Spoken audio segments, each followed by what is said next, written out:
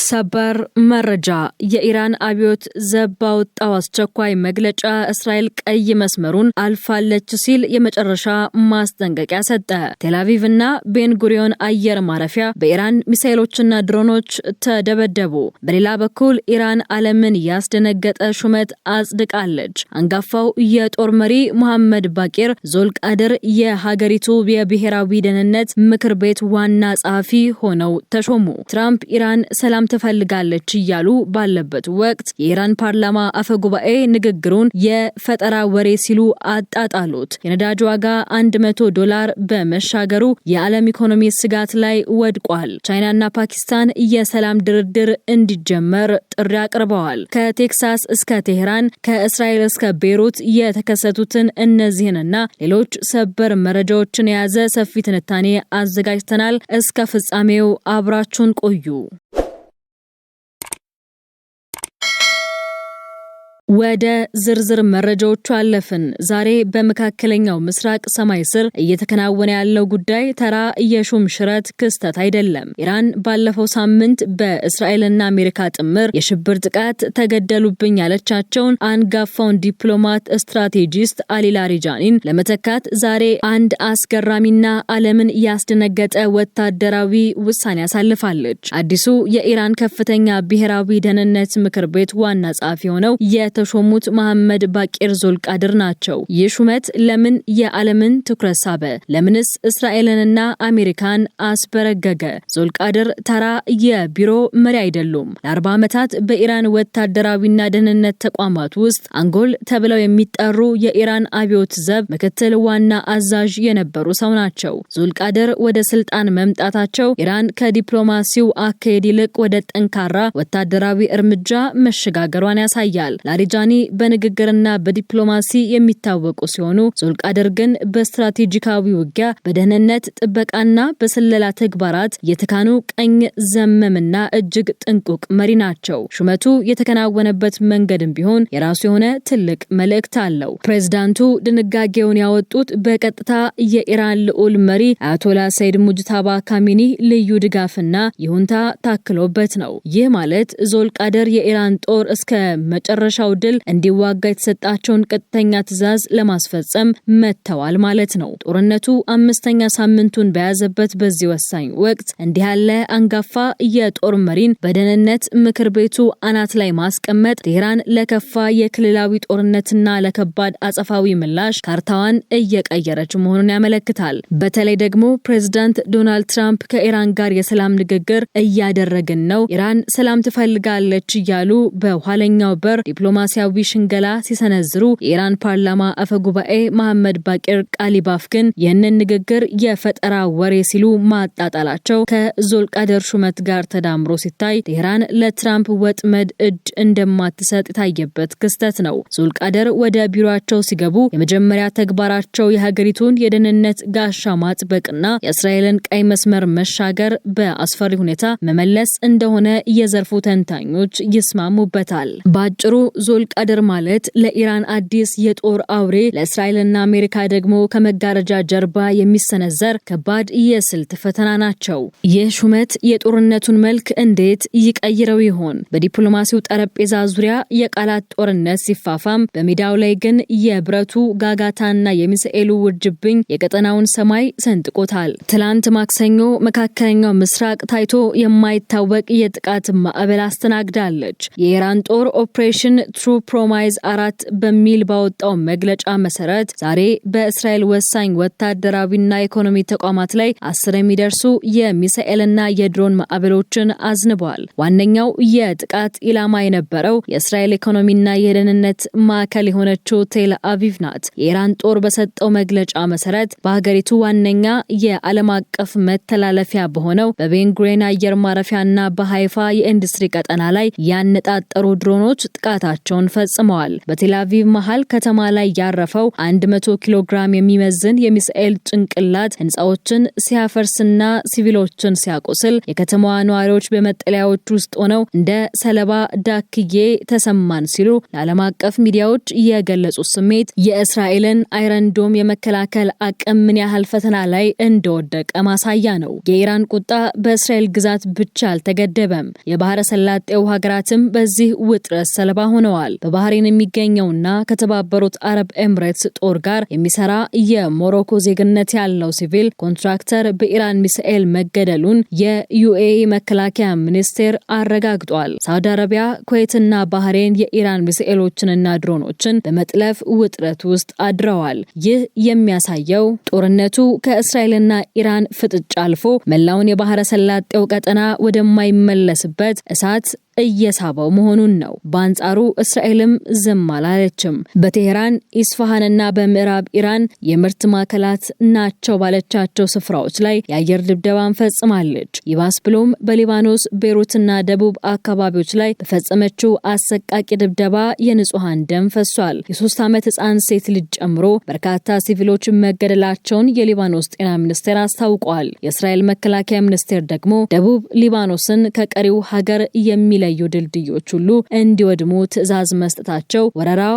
ይበልጥ እንደሚሰፋ ፍንጭ ሰጥቷል። በአጭሩ አሁን መካከለኛው ምስራቅ ላይ ያለው እውነታ አይን ስላይን የሚል የበቀል ፖለቲካ ነው። ኢራን እስራኤል በጋዛና በሊባኖስ የምታካሂደውን የዘር ማጥፋት ካላቆመች በሰሜን እስራኤልና በጋዛ ዙሪያ ያሉ የጠላት ጦር መሰብሰቢያዎች ያለምንም ምህረት በሚሳኤልና በድሮን እንደሚጋዩ ዛሬም በድጋሚ ዝታለች። ይህ የጥቃት መጠናከር ወደየት ያመራል? ሶስተኛው ዓለም ጦርነት ደጃፋችን ላይ ነው ጥያቄ ውስጥ ወድቋል። በዚህ ሁሉ የሚሳኤልና የድሮን ውርጅብኝ መካከል ከመጋረጃ ጀርባ ሌላ የዲፕሎማሲ ጦርነት እየተካሄደ ይገኛል። ዓለም አቀፍ ኃይላት ቀጠናው ወደማይመለስበት ሙሉ ጦርነት ከመግባቱ በፊት የሰላም በር ለማንኳኳት እየተጋፈጡ ነው። በዚህ ረገድ የቻይና የፓኪስታንና የአሜሪካ ሚና እጅግ አነጋጋሪ ሆኗል። የዓለማችን ግዙፍ ኃይል የሆነችው ቻይና በውጭ ጉዳይ ሚኒስቴሯ ዋንጊው በኩል ለቴህራን ቀጥተኛ ጥሪን አቅርባለች። ዋንጊው ለኢራን አቻቸው አባስ አራጊቺ በስልክ በሰጡት መመሪያ መነጋገር ሁልጊዜም ከመዋጋት ይሻላል ሲሉ መክረዋል። ቻይና ማንኛውም ችግር በኃይል ሳይሆን በውይይት መፈታት አለበት የሚል ጽኑ አቋም ብታሳይም የኢራን ውጭ ጉዳይ ሚኒስቴር ግን የሰጡት ምላሽ ጠንከር ያለ ነበር። አራጊቺ ኢራን የምትፈልገው ጊዜያዊ የተኩስ አቁም ሳይሆን ጦርነቱ በዘላቂነትና በአስተማማኝ ሁኔታ እንዲቆም ነው ብለዋል። ይህ የሚያሳየው ቴህራን ለትራምፕ የድርድር ወጥመድ በቀላሉ እጅ እንደማትሰጥና የቻይናን ግፊት እንኳን በራሷ መስፈርት እያመዛዘነች መሆኑን ነው። በሌላ በኩል የፓኪስታኑ ጠቅላይ ሚኒስትር ሸህባዝ ሻሪፍ አስገራሚ እርምጃን ወስደዋል። ፓኪስታን በአሜሪካ በእስራኤልና በኢራን መካከል የሚደረገውን ድርድር ለማስተናገድና መድረክ ለመሆን ፈቃደኛ መሆኗን በይፋ አስታውቃለች።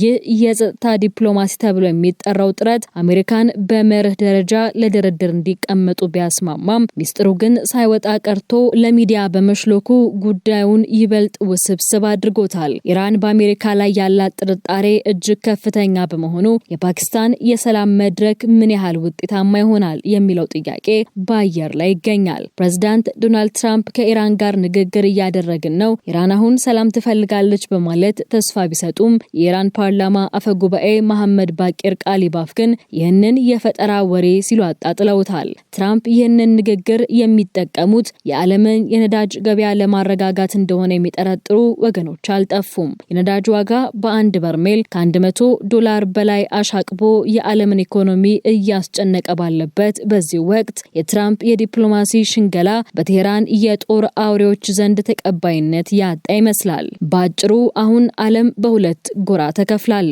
በአንድ በኩል ለሰላም የሚፍጨረጨሩት ቻይናና ፓኪስታን፣ በሌላ በኩል ደግሞ ለድርድር አንቸኩልም የሚሉት የእስራኤልና የኢራን ወታደራዊ መሪዎች ይገኛሉ። ይህ የዲፕሎማሲ ሽኩቻ ወዴት ያመራል? ጦርነቱን ሊያስቆመው ይችላል ወይስ ለበለጠ ፍንዳታ ሰበብ ይሆናል? አሁን ላይ መካከለኛው ምስራቅ ብቻ ሳይሆን መላው ዓለም በአንድ ትልቅ ጥያቄ ውስጥ ወድቋል። ጦርነቱ ይቆማል ወይስ ዓለምን ወደማይመለስበት ጥፋት ይዞ ይነግዳል የሚለው። የኢራን አብዮት ገንዘብ ባወጣው 46ኛው መግለጫ እስራኤልን ህፃናትን የምትገድል የጽዮናዊ ስርዓት ጦር ሲል በጽኑ ኮንኗታል። ኢራን በግልጽ እንደተናገረችው እስራኤል በጋዛና በሊባኖስ የምትፈጽመውን የዘር ማጥፋት ካላቆመች በቀጣይ የሚሰነዘረው ጥቃት ያለምንም ርህራሄ እንደሚሆን አስታውቃለች። በተለይም በሰሜን እስራኤልና በጋዛ ዙሪያ ያሉ የእስራኤል ጦር መሰብሰቢያዎች የኢራን ድሮኖችና ሚሳኤሎች ቀጣይ ኢላማ እንደሚሆኑ መግለጿ ውጥረቱን ወደ አዲስ ምዕራፍ አሸጋግሮታል።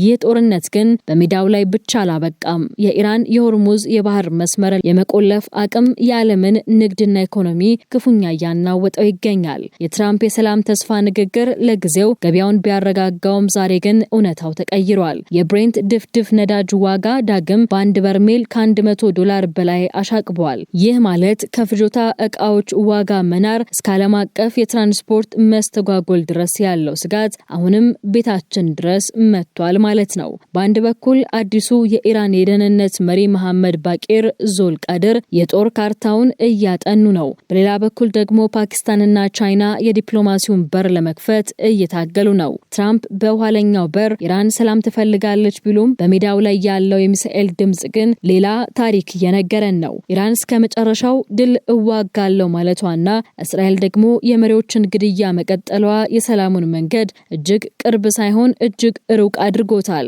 ዛሬ ያየነው ክስተት አንድ እውነትን በግልጽ ያሳየናል። መካከለኛው ምስራቅ በለመለመ ዲፕሎማሲ ተስፋና በጋለ የሚሳኤል ብረት መካከል ቆማ ትገኛለች። የዞልቃደር ወደ ስልጣን መምጣት ኢራን ለድርድር አንቸኩልም ማለቷን ሲያበስር፣ የእስራኤል የቤሩት ድብደባ ደግሞ ጦርነቱ ገና ገደብ እንደሌለው ማሳያ ሆኗል። ቻይናና ፓኪስታን የሰላም ጥሪ ቢያቀርቡም በሜዳው ላይ ያለው እውነታ ግን ድል እንዲመዘገብ ውጊያው ይቀጥላል የሚል ነው። ትራምፕ እንደሚሉት ኢራን በእውነት ለሰላም ትንበረከክ ይሆን ወይስ አዲሱ የደህንነት መሪ ዞልቃድር ዓለምን ወደ ሶስተኛው ዓለም ጦርነት የሚመራ አዲስ ስልት ይዘው መጥተዋል? የምናይ ይሆናል። እያንዳንዱን ክስተት በንቃት እየተከታተልን ወደ እናንተ ማድረሳችንን እንቀጥላለን። ወቅታዊና ሰበር መረጃዎች እንዲደርሷችሁ ቻናላችንን ሰብስክራይብ ማድረጋችሁንና የደውል ምልክቷን መጫናችሁን አትርሱ።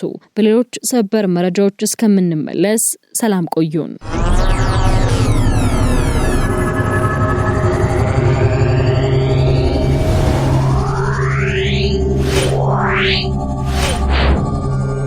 Yeah.